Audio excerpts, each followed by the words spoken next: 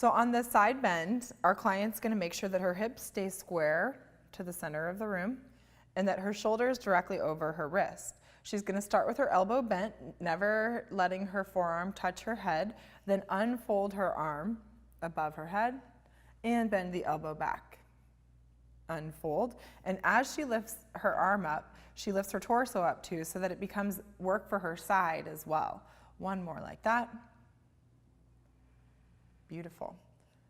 And we'll take it down and do a really nice stretch called the mermaid next. So on the mermaid, you're going to bend your front knees, so your shin is going to go here against these two shoulder rests. And then this foot, this shin is going to be here. There we go. And we'll change the springs to one red spring. So when your client is doing the mermaid stretch, you want to make sure that they understand the difference between the hip rotating down versus up. So here's the hip rotating up, and here's her sitting both glutes down. So make sure your client understands that before you're able to move them into this stretch. So the first part of mermaid stretch, our client has her hand directly underneath her shoulder and elbow with her pushing the heel of her hand into the foot bar. She's going to push her heel of her hand into the foot bar as she sends the carriage out and away, her upper arms coming all the way up and over. As she reaches out with the upper half, fingertips reach long overhead. Beautiful. And then she'll keep sending the carriage out with her lower half. Good. Now the upper half is going to stay here.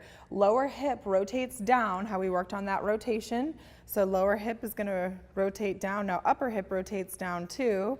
Good. Squeezing the belly in. Does this feel like a big stretch in here? Mm-hmm. Now we're going to rotate even more. She's going to lift up on the upper hip to bring the carriage in as much as she can without folding forward on the top half. So this is a big stretch here, right? Mm-hmm.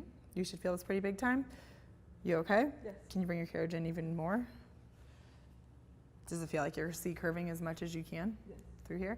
Okay, so as soon as your client has found their C curve as much as they can with the top half, you're going to ask them to rotate under a little bit more, and to get a nice stretch on the upper half, they're going to rotate the torso to look up at the ceiling and open up.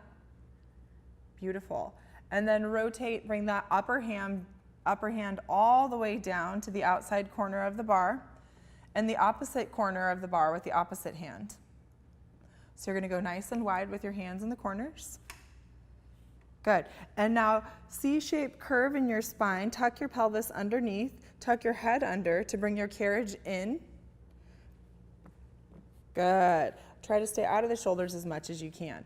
On this one, we've got our client pushing in on her left and pulling on her right side. And you'll see the stretch on her shoulder here as she pushes her hips under. Good.